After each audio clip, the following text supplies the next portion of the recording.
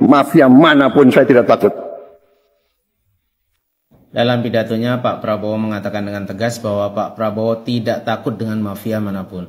Kira-kira kalau menurut kalian sekedar omon-omon atau nanti akan menjadi kenyataan?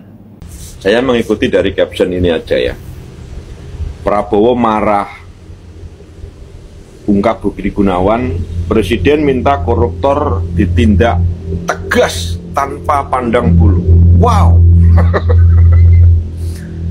Dari 3 bulan yang lalu, saya tuh sering kalimat ini diucapkan oleh presiden ini. Sehingga di banyak kesempatan saya selalu katakan ini sebagai presiden omon-omon. Karena apa? Cuma omon-omon doang. Kalau pidato di depan umum itu menggebu-gebu, menggebrak-gebrak meja. Tapi begitu sowan, sungkem ke Oslo. Kalian tahu Oslo ya? Solo. Kalimatnya jadi beda. Misal nih, bahas koruptor yang katanya ditindak tegas, kejar sampai ke Antartika. Tapi begitu kembali dari sana, dari Oslo, beda kalimatnya. Bagi koruptor, ya saya mintalah kembalikan dengan diam-diam. Ada tuh momen lain menjelang pilkada. Kita ini pemerintah, saya jamin netral, nggak ikut-ikutan. Biar deh diurus para junior-junior itu. Kita tidak akan ikut-ikutan. Nah, setelah sungkem ke Oslo lagi, beda tuh kalimatnya. Saya Prabowo Subianto memohon ke warga Jawa Tengah untuk mendukung si ini dan ini. Nah, walaupun saya bukan pendukung Prabowo Subianto, saya itu sebenarnya berharap seperti kata pendukung-pendukungnya, macan Asia. Jadi macan Asia dong. Jangan jadi macan omon-omon. Biar ndak mengecewakan pendukungmu. Apalagi saya yang bukan pendukungmu. Kecewa berat lah. Traktir. Yap, begitulah Pak Prabowo, setiap pidato terlihat garang dan betul-betul meyakinkan rakyat Indonesia bahwa beliau ini sangat tegas dan tidak bisa diintervensi oleh siapapun. Tapi faktanya Pak Prabowo ini sangat takut oleh Pak Mulyono. Bahkan kalau kita melihat seolah Pak Prabowo ini dikendalikan. Padahal Pak Mulyono ini adalah mafia yang sebenarnya, bahkan berada di posisi ketiga sebagai orang yang terkorup di dunia. Apakah itu kurang membuktikan bahwa Pak Mulyono adalah mafia? Nah, yang semakin memperkuat bahwa Pak Prabowo hanya omong-omong semata.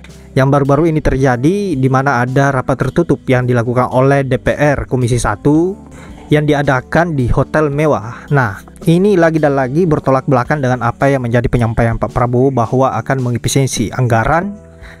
Buktinya, efisiensi anggaran itu hanya berlaku untuk rakyat.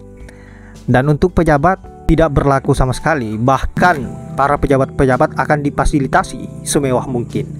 Nah, sahabat-sahabat, untuk itu kita simak dulu nih mengenai persoalan apa yang terjadi pada saat melakukan rapat tertutup di hotel mewah. Untuk itu langsung saja ke videonya. Nah, ini ada apa lagi nih? Kok DPR sama pemerintah bikin rapat diem-diem, ngumpet-ngumpet, terus di hotel mewah lagi? Siapa itu yang bayarin biaya rapatnya? Pakai duit rakyat lagi? Katanya penghematan. Ngakunya kemarin APBN defisit 31,2 triliun. Apa ada sponsornya yang bayarin? Nah, siapa coba itu sponsornya? Lagian ngapain sih pakai ngumpet-ngumpet? Katanya kemarin kepuasan masyarakat sama 100 hari kerja Kabinet Merah Putih 80%. Lah kok masih ngumpet-ngumpet juga? Lah kok masih takut juga sama rakyat sendiri? Lagian apaan sih yang dibahas? Sampai main kucing-kucingan sama rakyatnya sendiri. Kayaknya sih yang dibahas revisi Undang-Undang TNI nih. Tapi kok rakyatnya nggak diajak ikutan ngebahas? Emang ini negara punya moyang kalian? DPR itu masih jadi wakil rakyat atau enggak sih? Kemarin yang milih kan rakyat. Segala gaji, tunjangan segala macem, pakainya duit rakyat.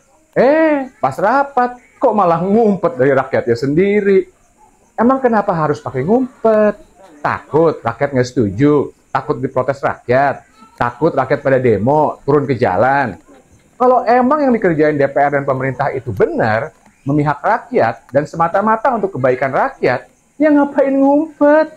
Yang ngumpet itu penjahat, yang ngumpet-ngumpet itu koruptor, yang ngumpet-ngumpet itu maling, yang gotong-gotong magicom bisa main jam 2 maling. malam.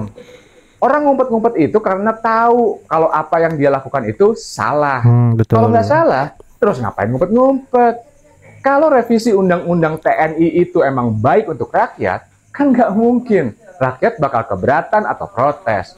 Kalau emang untuk kebaikan rakyat, ya yang ada rakyat pasti dukung.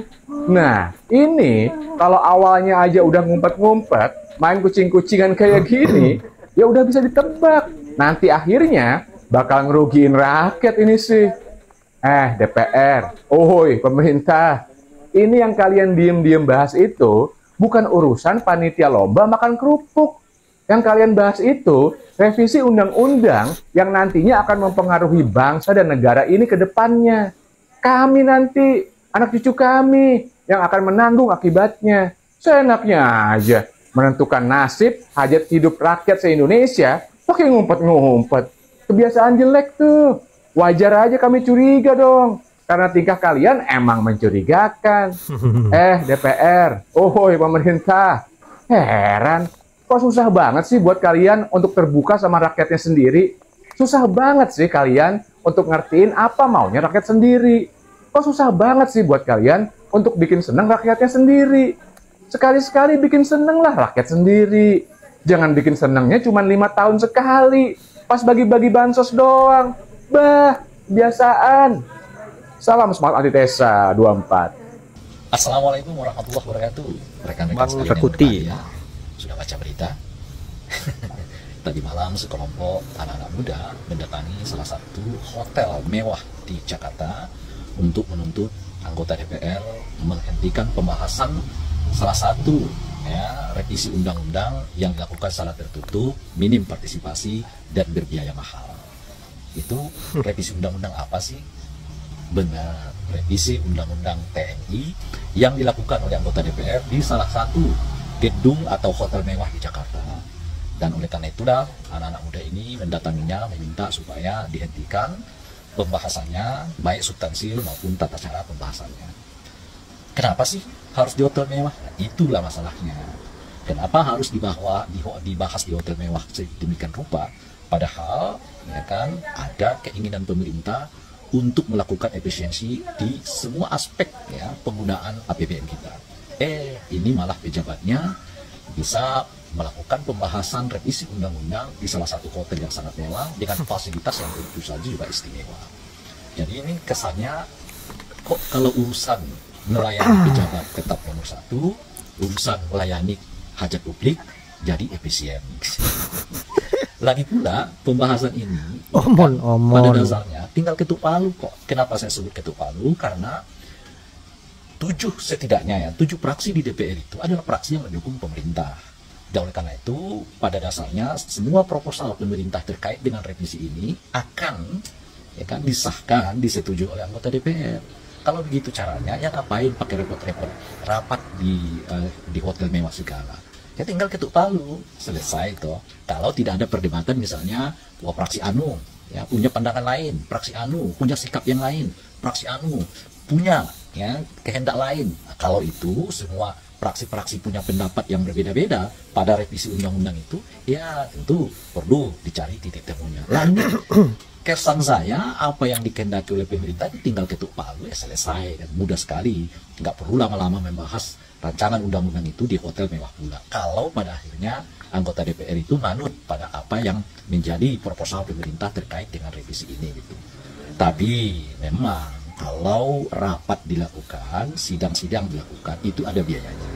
Setidaknya per kepala per hari dapat 2 juta terkait dengan uang sidang yang diselenggarakan di DPR oleh DPR, baik di DPR maupun di luar DPR. Lumayan lah kalau sidangnya 4 hari, misalnya 5 hari kan kali 2 juta kan lumayan sebagai penghasilan ya kan.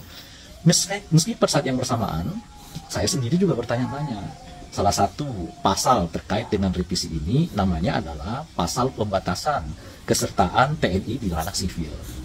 Tapi meskipun temanya adalah pembatasan, faktanya yang terjadi adalah perluasan, yaitu meluaskan ya, keterlibatan TNI di daerah sipil yang sebelumnya dibatasi di sekitar 10 tempat, sekarang mau diluaskan ke 16 tempat. Nah ini piye? Temanya adalah pembatasan, di dalamnya adalah perluasan. Kan nggak cocok itu. Nah, kok DPR-nya seperti apa namanya itu ya, main istilah lah untuk menutupi yang sesungguhnya yang sedang dilakukan. Kalau yang namanya pembatasan itu kan kalau sebelumnya 10 dibuat jadi 7, dibuat jadi 6, bahkan bisa dibuat jadi 5. Tapi kalau yang sebelumnya 10 menjadi 16 itu namanya bukan pembatasan, tapi perluasan.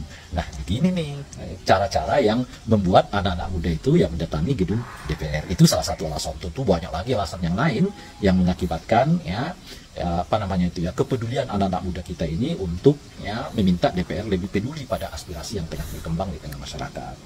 Dan yang lain dari itu terkait dengan efisiensi ini, Pak Prabowo saya kira perlu betul-betul ya memperlihatkan bahwa efisiensi itu diterapkan di semua lini, tidak hanya kepada rakyat saja tapi juga kepada para pejabatnya. Jangan sampai loh masyarakat kita beranggapan urusan efisiensi itu adalah urusan soal mengencangkan perut rakyat. Kalau urusan pelayanan tetap pejabat, tetap nomor 1, tetap kelas wahid, tetap istimewa. Jadi yang penting efisien itu adalah rakyat, pejabat mah bisa suka-suka. Jangan sampai rakyat berpandangan begitu. Tapi apapun, yang penting oke gas. Assalamualaikum warahmatullahi wabarakatuh.